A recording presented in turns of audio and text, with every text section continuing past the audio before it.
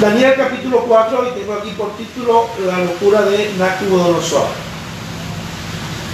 Tremendo capítulo. Dice Nabucodonosor, capítulo 4, verso 1. Nabucodonosor, rey, a todos los pueblos, naciones y lenguas que moran en la tierra, paz o sea multiplicada.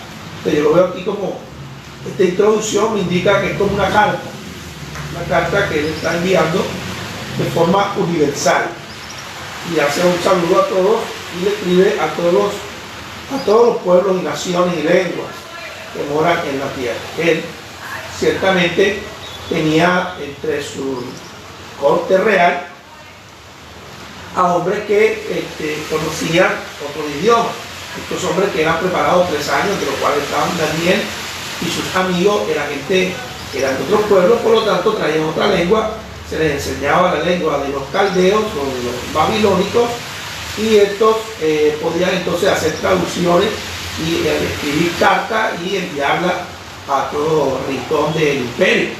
Así que por eso dice aquí a todas las naciones y lenguas que moran en toda la tierra, paz o sea multiplicada. Y dice así entonces su carta: conviene que yo declare las señales y milagros que el Dios Altísimo ha hecho conmigo. Mira el tono, la forma que está hablando, habla de Dios como el Altísimo. O sea que por encima de él no hay otro Dios, el Dios Altísimo. Ya está reconociendo que el Dios de Israel es un Dios soberano sobre todos los dioses. Él tiene su autoridad sobre cualquier Dios, porque realmente no hay otro Dios. Pero el hombre se ha inventado dioses, y como para poder hablar fluidamente allí, decimos que está por encima de todos los dioses. No es que realmente haya otros dioses, sino para dar a entender que hay dioses falsos. Entonces hablamos de esa manera, e incluso la Biblia también lo menciona de esta manera. Y dice: yo declararé las señales y milagros. Tuvieron cosas milagrosas y señales que le indican a él la grandeza de este Dios. Dice: cuán grandes son sus señales, y hace una exclamación. Dice: cuán grandes son sus señales y cuán potentes sus maravillas. Está exaltando a nuestro Dios. Cuán grandes son sus señales, sus milagros, es decir, y cuán potentes o poderosas sus maravillas. Su reino sempiterno, es decir, eterno, para siempre. Su reino eterno, su señorío de generación en generación. Todas las generaciones tienen que ver con Dios, y hasta cierto punto también en el presente también abarca todas las generaciones, porque la Biblia es el libro sagrado de Dios que abarca y puede impactar todas las generaciones. Nosotros tenemos la costumbre de hacer escuelas dominicales, donde le enseñamos a nuestros niños la palabra de Dios. Desde muy pequeños ya le estamos enseñando la palabra de Dios. O sea que es útil, y los niños les gusta recibir enseñanza de la palabra de Dios. Hay muchas historias como esta que hemos leído, que a ellos les fascina, les gusta y les enseña muchas cosas. También, por otro lado, están los ancianos, que también reciben palabra de Dios, encuentran en ellos consuelo, esperanza, fe, fortaleza, ¿cierto? Encuentran en la palabra de Dios un soporte para sus vidas. Y por supuesto para todas las demás generaciones, los jóvenes, los adultos mayores, todos estamos metidos ahí en la palabra de Dios, podemos recibirla. Qué maravilloso es que nuestro Dios no hace excepción de personas. También la palabra de Dios es para ricos, es para pobres, es para todo tipo de color de piel. O sea, no hace excepción de personas, para hombres, para mujeres, y de generación en generación. Aleluya. Dios tiene en cuenta cada generación, y ahí va el Señor bendiciendo a la humanidad. Yo, Nabucodonosor, dice: estaba tranquilo en mi casa, floreciente en mi palacio. Tuve un sueño que me espantó. Hubo otro sueño, el rey soñaba acá. Y dice: tuve un sueño que me espantó. Tendido en la cama, las imaginaciones y visiones de mi cabeza me turbaron. El hombre se espantó, se turbó, con este nuevo sueño que tuvo. Ya había tenido un sueño al cual Daniel le dio interpretación. Incluso le dijo que había soñado. Ahora está frente a otro sueño, el cual también lo espanta y lo turba. Y por esto mandé que vinieran ante mí todos los sabios de Babilonia para que me dieran la interpretación del sueño. Él está contando esto. Dice, y vinieron magos, astrólogos, caldeos y adivinos, y les conté el sueño, pero no me pudieron dar interpretación. Aquí no se la puso tan difícil. Le digo, bueno, yo soñé esto, y por favor, dígame qué interpretan ustedes de ese sueño. Pero dice que no pudieron dar su interpretación hasta que entró ante mí Daniel, cuyo nombre es Belsasar. El nombre, digamos, que le habían puesto allá en Babilonia, el nombre babilónico era Belsasar. Daniel le habían puesto por nombre Belsasar, cuyo nombre, como el nombre de mi Dios. Imagínate, el nombre que le habían dado a Daniel, pero bueno, fue antes incluso de presentarse ante Nabucodonosor y darle la interpretación del sueño anterior. Ya lo habían llamado como su Dios.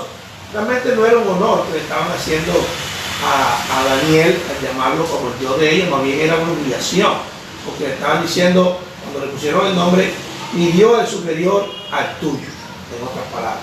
Pero ya vimos que Dios pues da ese levantamiento a su nombre, y también por supuesto le devuelve la honra a Daniel cuando este rey reconoce que Daniel es alguien respaldado por el único Dios verdadero, ¿cierto? Pero era de todos modos un hombre orgulloso, era un hombre pues con toda la fama y el poder y la gloria que tenía, pero un hombre orgulloso. Y el orgullo pareciera que es fácil de quitar en nosotros los seres humanos, pero no es tan fácil. Y en este hombre se nota que no fue fácil cambiarle esa mentalidad orgullosa. Fíjate todo lo que ya había acontecido, y aún así insistía en ser orgulloso. Fíjate que además del sueño que le reveló Daniel, en el capítulo anterior vimos cómo trata de humillar a los amigos de Daniel, pero él sale humillado y reconociendo la grandeza de Dios. Pero sin embargo, vamos a este relato para que vean cómo a él permanecía en su orgullo. Que el hombre es como orgulloso, ¿cierto? El ateísmo es una forma de orgullo frente a Dios, es no reconocer su existencia, es no reconocer su autoridad sobre nuestra vida, es no reconocer su sabiduría. El ateísmo es cosa seria, ¿cierto? Y aún así, ni siquiera llamándonos ateos, sino simplemente, aunque digamos que creemos en Dios, pero no vivimos de acuerdo a como Dios nos dice, es una posición orgullosa.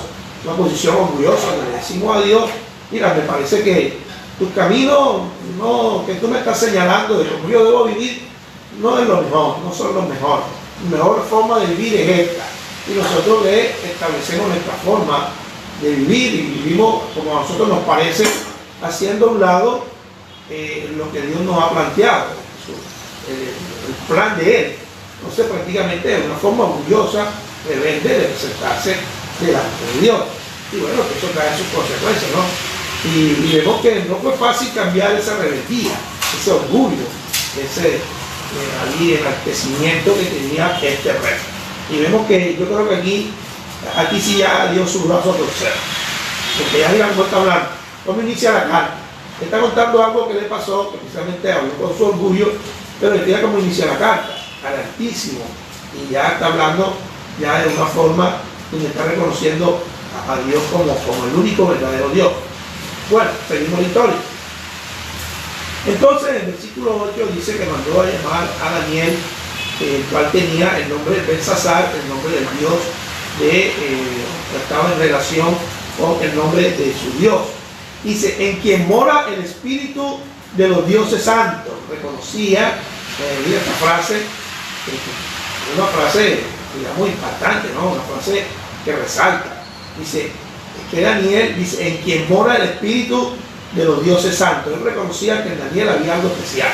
Ciertamente yo creo que Daniel estaba con la unción del Espíritu Santo en su vida, Por eso cuando él escribió Daniel estaba inspirado, estaba ungido por el Espíritu Santo, el cual estaba allí con él, siempre hablándole, y por eso se sentía que Daniel transmitía esa paz de Dios, esa presencia de Dios, y el mismo rey la reconocía, ¿no? Y decía, en él mora el Espíritu de los dioses santos, lo decía con su lenguaje, ¿no? Lo decía con su forma de pensar, el Espíritu de los dioses santos. Pero bueno, sabemos que hay un solo Espíritu Santo y que hay un solo Dios. Pero bueno, esa era su forma de escribir las cosas, ¿no? Como él las entendía. Y dice, conté delante de él el sueño, diciendo, Belsasar, jefe de los magos, ya estaba en el nivel de jefe de todo su corte, de cuanto al corte de consejero. Y dice, ya que he entendido que hay en ti espíritu de los dioses santos y que ningún misterio se te esconde, declararé las visiones de mi sueño que he visto y su interpretación. Estas fueron las visiones de mi cabeza mientras estaba en mi cama. Declárame las visiones de mi sueño que he visto y su interpretación. La mejor lectura. Verso 10. Estas fueron las visiones de mi cabeza mientras estaba en mi cama. Y empieza el relato. Dice, me parecía ver en medio de la tierra un árbol cuya altura era grande, grandísimo, un árbol grande. Y crecía este árbol y se hacía fuerte. Y su copa llegaba hasta el cielo. Mira lo alto que era, un árbol desde la tierra hasta el cielo. Amén. Y se le alcanzaba a ver desde todos los confines de la tierra. Imagínate, tenía todo el gran panorama de un territorio, especialmente la tierra conocida por ellos. Podía ver este árbol, por eso le parecía que era muy alto y que desde muy lejos se podía ver, desde todos los confines de la tierra. Su follaje era hermoso, su fruto abundante, y había en él alimento para todos. Debajo de él, a su sombra, se ponían las bestias del campo, los animales, allí, salvajes, y en sus ramas anidaban las aves del cielo, y se mantenía de él todo ser viviente. O sea que este árbol era importantísimo ahí en su sueño, y venían animales, y ahí se buscaban alimentos en él, tremendo. Un árbol con gran follaje, fuerte, alto, tremendo, un árbol tremendo. Y vi en las visiones de mi cabeza, mientras estaba en mi cama, que un vigilante santo, es decir, un ángel, un santo ángel, lo que se refiere, cuando dice vigilante, se refiere a un ángel. Ángel santo descendía del cielo y clamaba fuertemente y decía así: derribad el árbol y cortad sus ramas, quitarle el follaje y dispersar su fruto. Váyanse las bestias que están debajo de él y las aves de sus ramas. Mas la cepa, tronco de sus raíces, dejaréis en la tierra. O sea que iba a quedar el tronco ahí a ras, con sus raíces ahí iba a quedar a ras del piso, con ataduras de hierro y de bronce sobre la hierba del campo. Debe quedar allí a ese nivel y con cadena, como decir, para que no crezca, para que no se mueva, para que quede ahí firme. Y con las bestias sea su parte entre la hierba de la tierra. Por supuesto, empezaría a crecer la hierba sobre él, sobre este ya tronco cortado a ras, que tenía con sus raíces. Por supuesto, cuando estuviera cortado se llenaría todo eso de hierba. Dice, su corazón de hombre, esto decía el ángel en la visión que tenía Nabucodonosor. Dice, su corazón de hombre se ha cambiado y le se ha dado corazón de bestia. ¿Sí? Bueno, siempre que estamos en la Biblia, más bien Dios nos dice que va a cambiar nuestro corazón de piedra en un corazón de carne, es un corazón sensible, ¿cierto? Nosotros somos duros. Hablando de ese orgullo, fíjate que muchos versículos hablan del orgullo. Creo que una de las cosas que más se habla en la Biblia es precisamente del orgullo, pero en su contraparte pues se habla de la humildad, ¿cierto? Ahí nos habla el Señor de un corazón duro, es cuando habla de un corazón de piedra. Y un corazón de carne, realmente está hablando de un corazón humilde, un corazón sencillo, humilde ante Dios. Y dice, su corazón de hombre fue cambiado y le fue dado corazón de bestia. Por aquí se habla de que tenía un corazón de hombre, pero fue cambiado a un corazón de bestia. Son pensamientos ya casi animales. Siendo un hombre pensante, racional, ya iba a ser un hombre ya casi irracional, como una bestia que quizás no tiene esa inteligencia tan avanzada. Dice, y pasan sobre él 7 tiempos, es decir, 7 años. La sentencia es por decreto de los vigilantes, o sea, de los ángeles, y por dicho de los santos la resolución. ¿Okay? O sea, esto es un decreto que ya no tenía reversa. Por eso que en la Biblia, cuando yo digo la palabra decreto, ya es algo que se cumple o se cumple, ¿sí? Porque hay quien respalde su cumplimiento, ¿sí? Y su cumplimiento, y ese decreto es de inmediato cumplimiento, o de, digamos, que se ha de cumplir sí o sí. Por eso es que cuando usted me ha oído ya varias veces, que cuando yo digo que al orar, cuando yo lo decreto, no me gusta ese estilo, porque es como que sí, o se hace o se hace. Ay, si Dios no está de acuerdo. Hay que estar muy fino. Si tú vas a decretar, bueno, realmente yo no voy a estar decretando. Pero si alguno va a decretar, tiene que estar, pienso yo, que está muy fino con Dios, de que lo que él dijo, así es. Si yo escuché a un predicador, un profeta, decir que él decretó, de que estaba decretando, yo decreto que coronavirus hasta aquí llega y hasta mañana y listo. Bueno, ya esa oración hace 2 meses y el coronavirus está, creo que está en su mejor apogeo ahora mismo. Así que decretó y no se cumplió. Entonces le da a entender que no está, que es un falso profeta, por lo menos. Entonces fíjate que aquí fue decretado por los ángeles, por Dios, por los santos, por lo menos como entendía él. ¿Sí? Algo divino decretó estas cosas. ¿Sí? Dice que el Altísimo, para que conozcan los vivientes, que el Altísimo gobierna el reino de los hombres, refiriéndose a Dios, que a quien Él quiere lo da, y sobre Él constituye al más humilde de los hombres. Es posible que Dios coja al más humilde de los hombres y lo coloque como rey, porque en Él está la potestad de las cosas. Así que a veces cuando analizamos que este presidente, que este rey, tenemos que también ser un poquito coherentes en que Dios es soberano y Dios pone y quita reyes. Ciertamente eso no significa que vamos a aprobar y avalar malos gobiernos o malas acciones, pero hay que tener entendido que Dios, si Dios permitió que tuviese ciertos personajes ahí, es que posiblemente Dios tiene un propósito con esos personajes, sea que sean buenos líderes o sea que sean malos líderes, algo tiene el propósito de Dios con ellos y con nosotros. Así que siempre tenemos que tener eso presente, de que Dios es quien quita y pone reyes, por lo menos Él lo permite y Él autoriza a uno o lo otro. Pues fíjate, este fue el sueño de Nabucodonosor, y dice: yo, el rey Nabucodonosor, he visto este sueño. Tú puedes, Belsasar o Daniel, darás su interpretación, porque ninguno entre los sabios de mi reino lo ha podido interpretar, pero tú puedes, porque habita en ti el espíritu de los dioses santos. Estaba reconociendo en él que tenía una conexión espiritual con Dios, con el Altísimo, como él lo escuchó hablar a estos ángeles que estaban decretando, y por supuesto este decreto lo estaba respaldando el mismo Dios. Por eso te digo, cuando uno decreta hay un respaldo y se cumple o se cumple. Cuando hay un decreto de las autoridades municipales o republicanas, hay decretos que son respaldados por un ejército, por una policía, hay quien respalde y que puede coaccionar a que se cumpla o no ese decreto. Ese es el tema del decreto.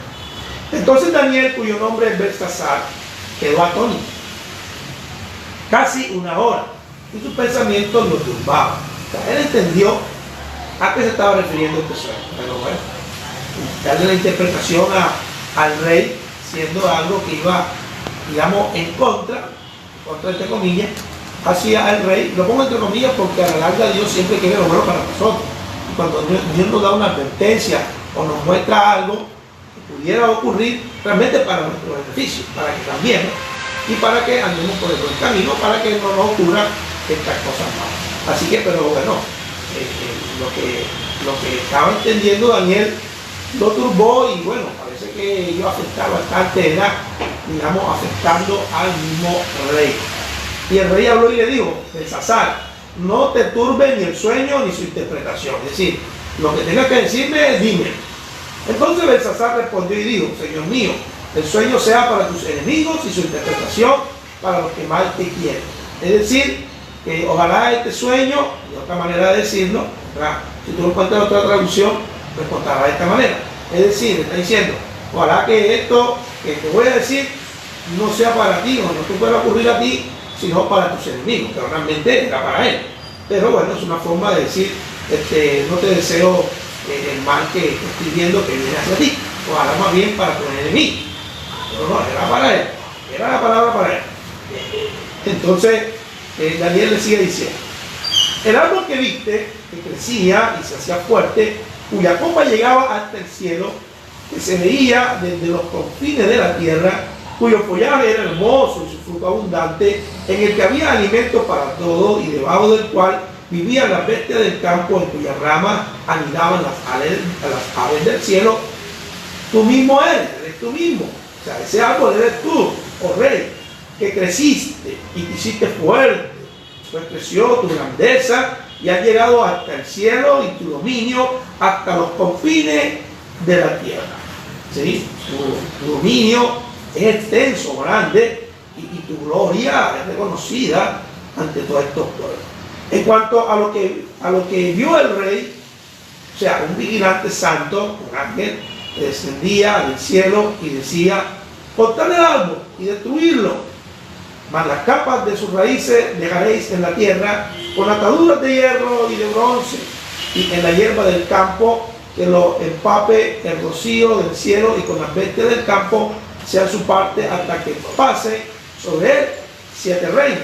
Esta es la interpretación correcta y la sentencia del Altísimo. Ya le hablo de sentencia, ¿cierto? Como que un juicio, hay una sentencia. Cuando hay juicio, viene la sentencia. Cuando está la sentencia, es porque es un juicio. Y si es un juicio de parte de Dios, o sea, Dios te sentenció, te juzgó, está mirándote, está examinándote, Dios te está examinando. Y ciertamente no solamente Nabucodonosor es examinado, sino que nosotros somos examinados por Dios en cada momento. Por eso yo creo que lo mejor es examinarnos a nosotros mismos, como decía el salmista: examíname, oh Dios, y conoce mi corazón, y muéstrame si hay en mí camino de perversidad. O sea, que nosotros tenemos que ir primeramente allí a examinarnos, pedir a Dios: muéstranos que estoy haciendo mal, indícame qué camino de perversidad estoy andando, de maldad, y corrígeme, ayúdame a corregir mis caminos. Yo creo que esa debe ser siempre nuestra actitud. ¿Por qué? Porque Dios nos está observando siempre, nos está pesando, nos está evaluando, dando en todo momento. ¿Para qué?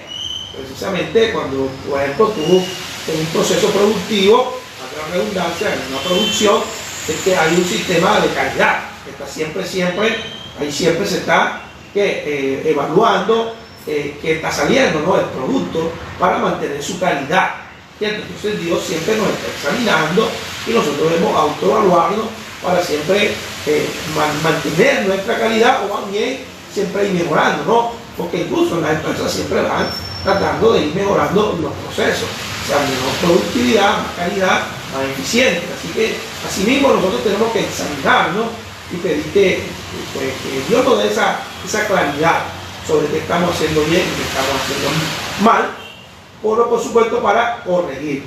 Entonces dice: oh rey, esta es la interpretación y la sentencia del Altísimo, que ha venido sobre mi señor el rey, que te echarán de entre los hombres, y con las bestias del campo será tu habitación.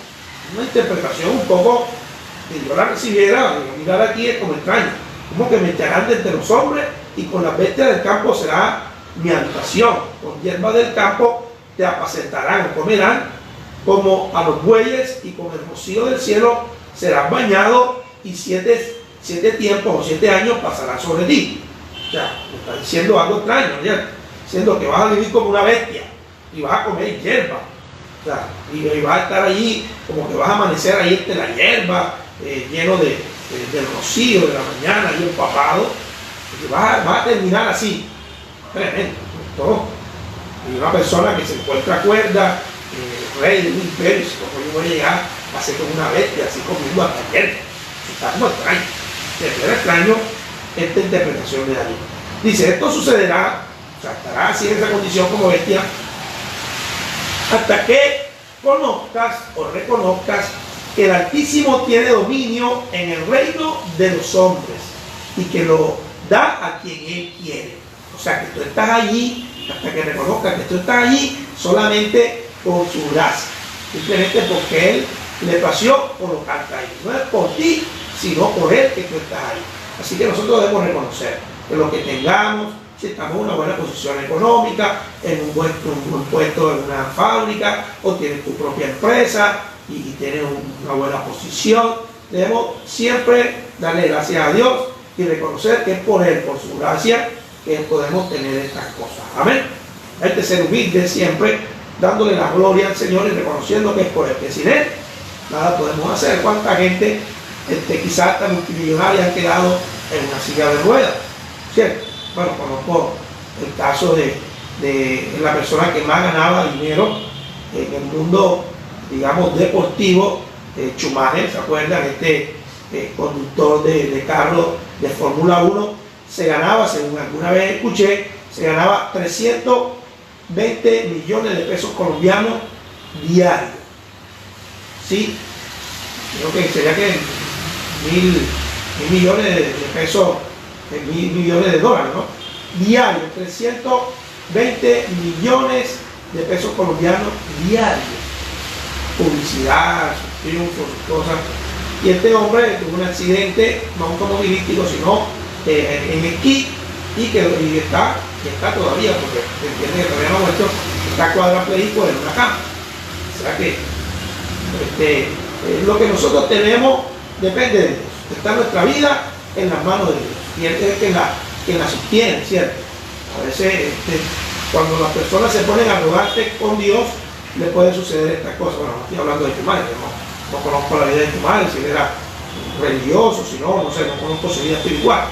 Pero te estoy diciendo en general, hablando en general, que cuando las personas se hacen soberbias, tienen su caída fuerte. Como dicen por ahí, entre más alto te pongas, más duro es el golpe. Y dice, hasta que reconozcas que el Altísimo tiene dominio en el reino de los hombres y que lo ha dado a quien Él quiere. Y en cuanto a la orden de dejar en la tierra la cepa de la raíz del mismo árbol, significa que tu reino te quedará firme después que reconozca que el cielo es quien gobierna. O sea, que sería devuelto su reino intacto prácticamente. Por lo tanto, oh rey, acepta mi consejo. Esto le dice Daniel como un consejo. Daniel le dio un consejo que venía de parte de Dios, porque él tenía realmente esa inspiración de parte de Dios. Dios también, muchas veces que estamos siendo rebeldes, que estamos siendo soberbios, orgullosos, Dios nos manda un consejo, un consejero, y nos da palabras. Tenemos que estar finos a admitir que hemos sido rebeldes, que hemos sido orgullosos, que no hemos sido humildes y aceptar la palabra de Dios.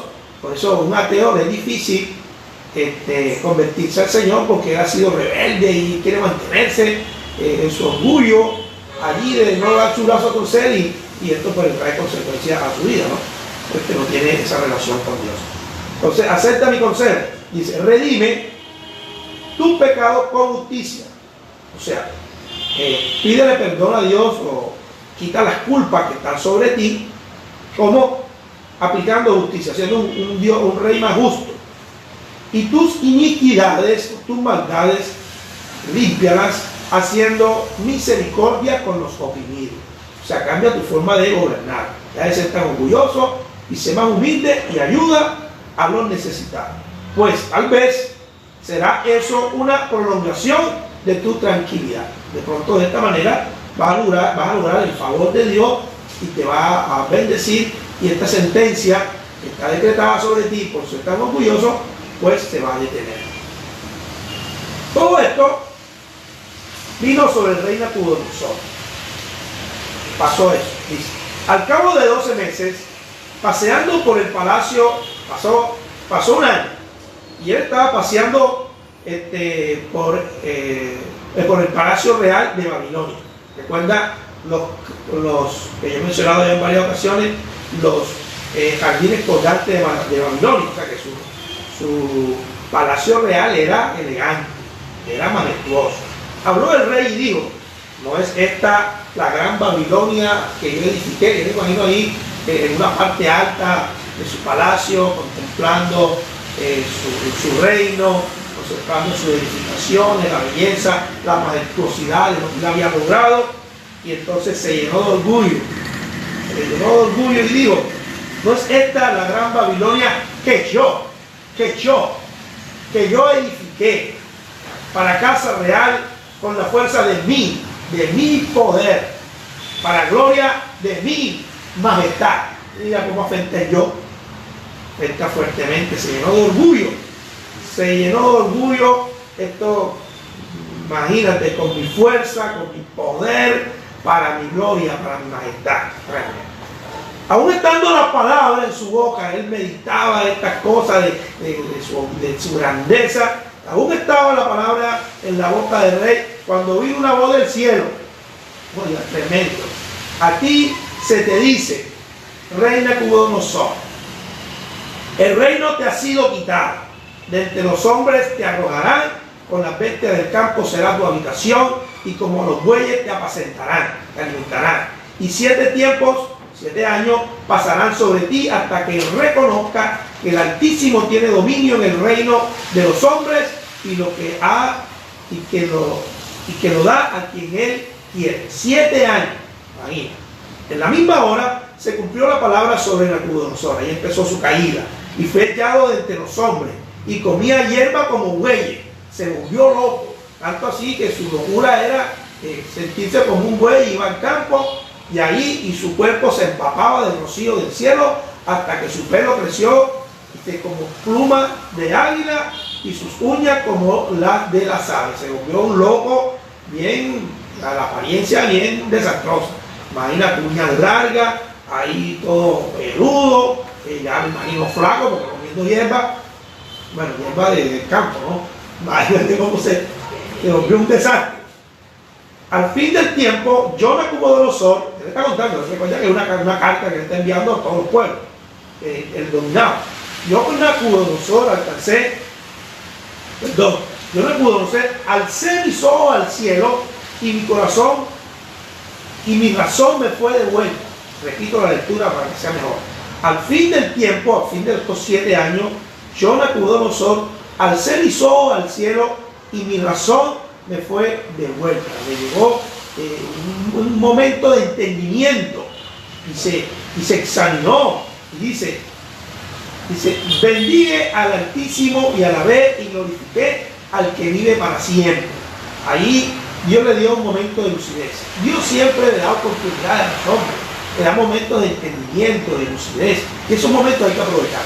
Que tú sientes que el llamado de Dios, que yo estoy esperando el llamado de Dios. Bueno, yo creo que Dios todos los días nos está llamando, sí, pero sí entiendo también que hay momentos especiales. Esos momentos no hay que dejarlos pasar. Y de su dominio empezó a hablar, empezó a glorificar al Dios, alabarlo, bendecirlo, glorificarlo, y dijo: su dominio es sempiterno. Ya te dije sempiterno porque es eterno, para siempre. Y de su reino por todas las edades, considerado como nada, son los habitantes todos de la tierra. Somos como nada, realmente. Si tú te imaginas, solamente admirando delante del sol, la tierra es pequeñita, y delante del sol nosotros somos pequeñitos. Y si tú has visto por ahí videos donde hay una superestrella que la tierra parece un grano de arena frente a ella. Y nosotros creemos que la tierra es grande porque no la podemos recorrer caminando difícilmente. ¿Te imaginas? Pequeños somos realmente, pequeños somos. Considerados como nada son los habitantes de la tierra. todos los habitantes de la tierra. Él hace según su voluntad. Amén. Dios hace según su voluntad. En el ejército del cielo, o sea, en los ángeles del cielo y en los habitantes de la tierra, no hay quien detenga su mano y diga qué hace. A veces somos soberbios a preguntarle, Dios, ¿qué estás haciendo? ¿Por qué haces esto y por qué haces aquello? Ciertamente, pero bueno, se entiende porque tenemos nuestra naturaleza humana, que es muy frágil, débil, no entendemos ni el pasado, ni el presente, ni el futuro lo tenemos claro y no entendemos por qué esto, por qué aquello, y a veces nos ponemos como que en ese tú a tú como que a pelear con Dios, ¿no? He aprendido que Dios no ha perdido ninguna batalla y que yo no debo ponerme a pelear con Dios. Debo más bien tratar de entender que Dios quiere. A veces no podemos entender, simplemente decir, bueno, hacer tu voluntad y vamos para adelante, a ver qué sucede. Porque tú eres soberano y tienes el control de las cosas. Lo que yo te sugiero es no ponerte a pelear con Dios. Sí, como cierto, creo que Lenin, cuando estaba en su lecho de muerte, comenta a su hija, que levantó el puño contra el cielo, o sea, estaba todavía ahí muriéndose y levantaba su puño contra el cielo peleando contra Dios. Y ahí murió. Era un hombre que hizo desastres contra su propio pueblo. Pueden buscar esa historia allí en el internet. Y dice, en el mismo tiempo mi razón me fue devuelta. Dios le concedió que su entendimiento, su razón, esa locura, se le quitara. La majestad de mi reino y mi dignidad y mi grandeza volvieron a mí. Y mis gobernadores y mis consejeros me buscaron y fui restablecido en mi reino y mayor grandeza me fue añadida. Dios, cuando él reconoció que era Dios que le daba todas las cosas, ciertamente ya, creo que cuando él dice ya mis gobernadores, ya mi grandeza no está en una posición orgullosa, sino una posición de administrador, reconociendo que Dios es el Altísimo y que bueno, Dios le ha dado estas cosas para que él administre, sea recurso humano o recurso físico para que él administre. Ya lo está viendo desde otro punto de vista. Dice que Dios le devolvió aún más grandeza que la que había dado. Es que Dios nos bendice en gran manera cuando nos humillamos delante de él. Ahora yo, Nabucodonosor, alabo, engrandezco y glorifico al Rey del cielo. Mira, está. Ahora yo, Nabucodonosor, y mandó una carta con estas palabras, ¿sí?, donde él reconoce todo lo que le pasó y que bueno, de pronto tenía vergüenza, pero era mayor darle la gloria a Dios que su vergüenza. Y entonces, al mostrarle esta humildad, escribió esta carta en muchos idiomas y fue regado este mensaje sobre todo el reino. Entonces, mira cómo termina esta carta. Dice, yo, Nabucodonosor, alabo, engrandezco y glorifico al Rey del cielo. Amén. Al Rey del cielo. O sea, este es superior a mí. Yo soy el Rey aquí en la tierra, pero este es el Rey de los cielos y por supuesto está sobre mí. Porque todas sus obras son verdaderas. Amén. Todas sus obras son verdaderas. Y su palabra es verdad. Desde el comienzo hasta el final. No hay nada falso, errado en la palabra de Dios. Su palabra es verdad. Sus obras son verdaderas y sus caminos justos. Dios es justo. Todo lo que Dios decreta hacia el hombre es justo. Toda sentencia de Dios hacia el hombre es justo. Nunca dude de la justicia de Dios. Ni siquiera tú cuando pienses en el infierno, dices, pero el infierno es cruel. No, el infierno no es cruel. El infierno es justo. Porque Dios ha decretado que son los justos como pago aquel que rechaza a su Hijo Jesucristo y la sangre derramada por Cristo Jesús la menosprecia y lo tiene como cualquier porquería, porque así lo dice la Biblia, lo tiene como cualquier porquería, como cualquier cosa. El que rechaza esa gracia de Dios sobre su vida, que le dice, mira, cree en Jesucristo solamente y serás salvo. Sí, porque por tus obras no vas a poder ser salvo, no vas a poder ser salvo por bueno. O sea, no rechaces la gracia que tengo sobre ti, que envía a tu Hijo para que muriera por ti, para que tú seas salvo. Cree en Jesucristo, sométete a su autoridad, deja de ser rey de tu vida para que seas salvo. Quien rechaza eso merece el justo castigo de Dios. Que siempre mira que Dios es justo para que puedas tú entonces entender todas las cosas que suceden en la palabra de Dios. Nunca pienses que esto fue mucho, que fue muy cruel, que fue demasiado. No, Dios es justo. Eso es importante que lo tengas en cuenta para que puedas entender estos pasajes que son a veces duros para nuestra vida, de entender de lo que sucede con lo que Dios hace. Dios es justo y Él puede humillar a los que andan con soberbia. Mira cómo termina con la palabra soberbia. Él reconoció que había sido un soberbio, un orgulloso, alguien altivo, que se había vanagloriado. ¿Ok? Y Él reconoce que Dios humilla a los que andan en soberbia. Entonces, bueno, examinémonos a nosotros mismos si hemos sido orgullosos, soberbios, y hemos dejado a Dios a un lado, no lo hemos tenido en cuenta, hemos vivido como nos ha parecido. Dios nos dice no hagas así, nosotros decidimos que sí, y dejamos a un lado lo que Dios nos manda. Eso es soberbia, eso es orgullo. Dios nos pide que seamos humildes. A veces no entendemos por qué Dios lo pide, que lo hagamos de esa manera, pero si somos humildes y lo hacemos a la manera que Dios dice, nos va a ir bien, nos va a ir bien. La rebeldía, la soberbia, ese conflicto con Dios no lleva a ningún lado. Nos humilla, somos humillados, avergonzados ante la gente, porque nos ponemos a discutir con Dios. Bueno, yo quiero terminar esta parte de la soberbia con un versículo que encontré en la Biblia, pero leo rápidamente y ahí termino. Dice, Santiago 4:10, humillaos delante del Señor y Él os exaltará. Amén. Maravilloso. Primera de Pedro 5:6, humillaos pues bajo la poderosa mano de Dios para que Él os exalte cuando fuere tiempo. Maravilloso. Mateo 23:12, porque el que se enaltece será humillado y el que se humilla será enaltecido. Es un versículo que yo menciono mucho, ¿no? Está Mateo 23:12. Lucas 14:11, porque cualquiera que se enaltece será humillado y el que se humilla será enaltecido. Miqueas 6:8 del Antiguo Testamento. Oh hombre, el que te ha declarado lo que es bueno y que te pide, ¿y qué te pide Jehová de ti? Mira, Dios pide esto, solamente hacer justicia, amar misericordia, hacer el bien a los demás y humillarte ante tu Dios. Esta es la palabra humillarte delante de tu Dios. Isaías 2:17, que termina en el Antiguo Testamento, dice, la altivez del hombre será abatida y la soberbia de los hombres será humillada. Solo Jehová será exaltado en aquel día. El día de juicio dice que toda rodilla se doblará, de los que creyeron, de los que no creyeron, de los que hayan sido multimillonarios, de los pobres, todos, los soberbios y los humildes, todos estarán delante de su trono y no habrá quien se sostenga delante de él. Inevitablemente su ser lo llevará a arrodillarse delante de Dios. No serán obligados, sino que la misma santidad, el mismo poderío de Dios lo hará. No podrá sostenerse en pie y tendrá que doblar sus rodillas, porque no podrá sostenerse en pie ante la grandeza de Dios. Amén. Gloria a Dios. Entonces, allí termino, que es maravilloso. Un ejemplo, el tema ha sido la humildad, es contrario a la soberbia. Entonces, tengamos en cuenta esto y sigamos reflexionando acerca del tema. Yo de esta manera pues termino ya su lectura. Ok, entonces vamos a orar, cerramos allí y seguimos en contacto con tu comentario y estar orando por él.